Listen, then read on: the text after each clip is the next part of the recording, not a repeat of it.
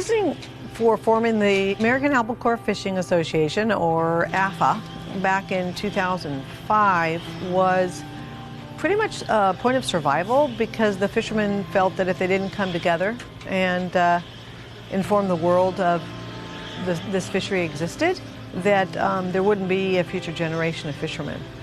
So we became the first tuna fishery in the world to be MSC certified.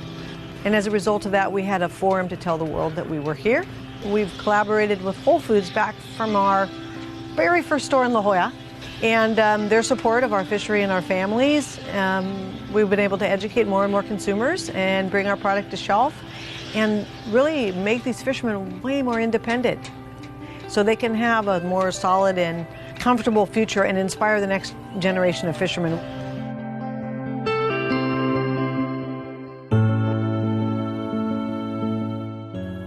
The thing I like the most about being a commercial fisherman is having my own boat, having something that I can take pride in, you know, making the operation to me and my crew members and their families. You know, it's not just my wife and my 2 kids we're supporting. It's, you know, it's the dock guys, my crew members and their kids and their wives and families. I think people need to understand that it's not just a company that owns a boat.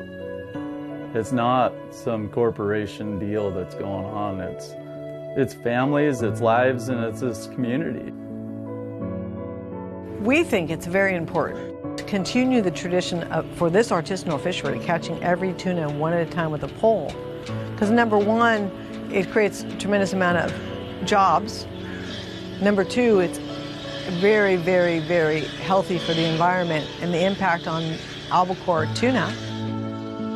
And number three, we can't rely on importing all of our seafood.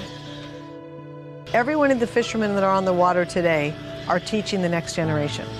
You just can't buy a boat, throw a bait tank on, and become a pole and line tuna fisherman. It doesn't happen. The fishermen on the water need to teach you, how do you catch the bait?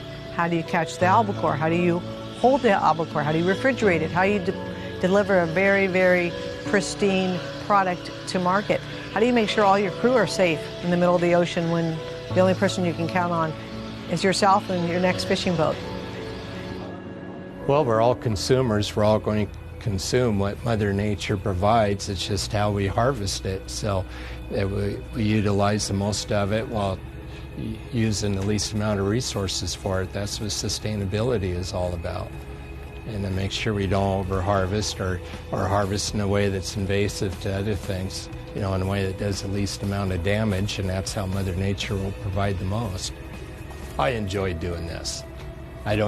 We have to make a living, and that can be stressful, but I just love catching these fish and taking care of them. You know, I look at it, we don't get paid for the fish, we get paid for taking care of it. It's our job is to harvest it and make it available.